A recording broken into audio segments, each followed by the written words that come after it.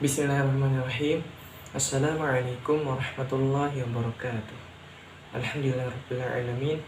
Assalatu wassalamu ala asyrafil anbiya'i wal mursalin Sayyidina wa maulana Muhammadin wa ala alihi wa sahbihi ajma'in, amma ba'du. Alhamdulillah kita dapat melanjutkan pertemuan kita pada hari ini dengan tema at-taraqib atau kaidah bahasa Arab. Sebelumnya, bagaimana kabar kalian? Alhamdulillah, jika baik-baik saja. Baiklah, langsung saja bagi yang belum absen, silakan isi absen terlebih dahulu. Jadi di sini saya akan membacakan tujuan pembelajaran kita terlebih dahulu, yaitu yang pertama, dengan mempelajari at-taraqib atau kaidah bahasa Arab, peserta didik mampu menganalisis teks bahasa Arab yang berkaitan dengan tema at-ta'aruf dengan benar sesuai dengan kaidah kebahasaan. Dan yang kedua, dengan mempelajari at-taraqib atau kaidah bahasa Arab, peserta didik mampu mengklasifikasikan jenis isim dalam teks bahasa Arab yang berkaitan dengan tema at-ta'aruf dengan baik. Nah, itu adalah tujuan pembelajaran kita pada hari ini. Baiklah, untuk mempersingkat waktu, langsung saja kita memasuki materi kita pada hari ini. Baiklah, materi kita pada hari ini tentang at-taraqib atau kaidah bahasa Arab. Nah, jadi di sini kita akan mempelajari tentang kaidah atau tata bahasa Arab. Yaitu yang pertama adalah membahas tentang isim dhamir munfasil. Jadi isim dhamir itu disebut dengan kata ganti. Isim dhamir di sini contohnya seperti ana yang bermakna saya, anta kamu untuk laki-laki, huwa dia laki-laki. Contohnya ana azam, anta azam, huwa talib. Dan ana juga bermakna saya untuk laki-laki dan perempuan, anti kamu perempuan, hiya dia perempuan. Contohnya ana hilyah, anti hilyah, hiya talibah, dan contoh-contoh yang lainnya. Nah, itu adalah yang dimaksud dengan isim dhamir. Bagian yang kedua adalah isim isyarah atau disebut kata petunjuk. Isim isyarah ada yang digunakan untuk mudzakkar atau laki-laki dan muannas untuk perempuan, yaitu hadza artinya ini laki-laki, hadhihi ini perempuan, digunakan untuk jarak dekat, dan dzalika bermakna itu laki-laki, tilka itu perempuan, bermakna untuk jarak jauh. Contohnya hadza azam, hadza talib, dzalika sadiqi, hadhihi hilyah, tilka talibah, tilka sadiqati. Nah, itu adalah beberapa contoh isim isyarah atau disebut pula dengan kata tunjuk. Selanjutnya isim istifham atau dalam bahasa Indonesia disebut kata tanya. Jadi isim istifham itu diantaranya yaitu ma yang bermakna apa, digunakan untuk kata benda yang tidak berakal. Contohnya sebuah pertanyaan, ma hadza, apa ini? Kemudian kita jawab hadza kitabun, ini buku. Atau contoh lainnya, ma hadhihi, apa ini? Hadhihi misfaratun, ini penggaris.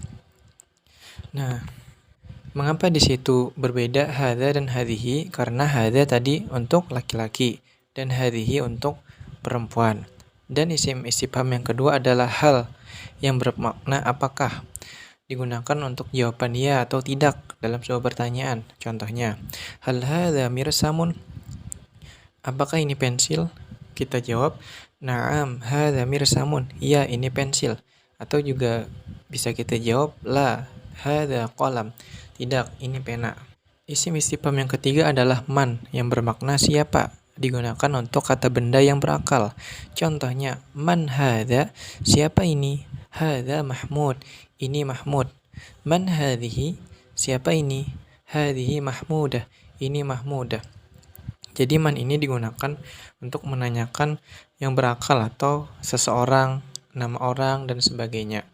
Dan yang keempat adalah kaifa yang bermakna bagaimana, digunakan untuk menanyakan keadaan seseorang. Contohnya, kaifa haluk, bagaimana kabarmu? Kita jawab, ana bi khair alhamdulillah, saya baik alhamdulillah. Nah, di sini menanyakan tentang kabar seseorang dan juga bisa menanyakan tentang keadaan yang lainnya. Dan yang kelima adalah isim istifham berupa min aina yang bermakna dari mana, digunakan yaitu dari mana datangnya suatu benda. Contohnya, min aina anta, dari mana kamu? Ana min Surabaya, saya dari Surabaya. Nah, itu digunakan untuk menanyakan seseorang datang atau berasal dari mana.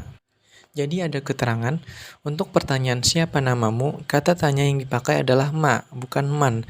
Hal ini disebabkan yang ditanya adalah bukan orangnya, melainkan namanya. Dan nama termasuk benda yang tidak berakal. Sehingga bentuk kalimatnya adalah mas muka, bukan manis muka. Hal ini akan menjadi lain ketika kita memasuki struktur bahasa Indonesia. Ketika kita berkenalan dengan seseorang dan ingin menanyakan namanya, maka kata tanya yang kita gunakan adalah siapa namamu. Nah, jadi untuk menanyakan siapa namamu, kalau dalam bahasa Indonesia, itu kalau di dalam bahasa Arabnya itu memakai ma, mas muka. Walaupun itu digunakan untuk tidak berakal, karena dalam bahasa Arab nama itu berupa kata yang tidak berakal, karena itu pakai ma, bukan pakai man. Selanjutnya, mubtada dan khobar. Jadi, mubtada adalah benda atau isim yang berada di awal kalimat dan berkedudukan sebagai subjek. Sedangkan khobar adalah kata yang pasti jatuh setelah mubtada dan berkedudukan sebagai predikat. Atau lebih singkatnya, mubtada itu di dalam bahasa Indonesia disebut subjek dan khobar dalam bahasa Indonesia disebut predikat. Adapun ciri-cirinya atau definisinya sebagaimana yang saya sebutkan tadi. Jadi mari kita perhatikan contoh-contoh berikut. Yang pertama, huwa Faruq, dia Faruq. Hiya Hilyah, dia Hilyah. Anta Umar, kamu Umar. Anti Ruqayyah, kamu Ruqayyah. Ana Mahmud, saya Mahmud. Jadi kata pertama dalam contoh-contoh tersebut disebut mubtada atau subjek, dan kata kedua disebut khobar atau predikat. Nah, itu adalah contoh mubtada dan khobar. Namun, sini ada sedikit penjelasan.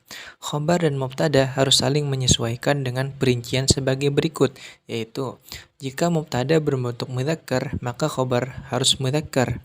Jika mubtada berbentuk muannas, maka khobar harus muannas. Mudzakkar tadi adalah laki-laki, muannas itu perempuan. Di dalam contoh huwa Faruq tadi, karena huwa mudzakkar berarti khobarnya Faruq juga harus mudzakkar. Jadi tidak boleh dikatakan huwa Hilyah karena berbeda mudzakkar dan muannasnya. Atau lebih mudahnya kita perhatikan contoh berikut. Misalnya di dalam contoh hiya Faruq. Kata hiya harusnya huwa karena Faruq adalah nama laki-laki. Jadi yang benarnya adalah huwa Faruq. Kenapa demikian? Karena tadi antara mubtada dan khobar harus bersesuaian antara mudzakkar dan muannasnya. Contoh yang kedua, huwa Hilyah. Jadi kata huwa harusnya hiya, karena Hilyah adalah nama perempuan. Jadi yang benarnya adalah hiya Hilyah, karena sama-sama perempuan. Jadi apabila kita menemukan sebuah contoh ataupun soal yang berupa mubtada dan khobar, maka harus disesuaikan antara mudzakkar dan muannasnya. Ciri muannas itu biasanya ada ta di akhirnya, atau bisa juga tidak ada ta namun menunjukkan nama perempuan. Nah, itu sedikit atau sekilas tentang ciri muannas. Ya, mungkin sekian dulu materi kita tentang at-tarakib atau kaidah bahasa Arab, yang mana kita sudah mempelajari beberapa tata bahasa yang ada dalam bahasa Arab. Semoga dapat dipahami ya. Jika ada pertanyaan, boleh diajukan setelah ini. Mungkin itu saja dulu dari saya. Sekian, terima kasih. Assalamualaikum warahmatullahi wabarakatuh.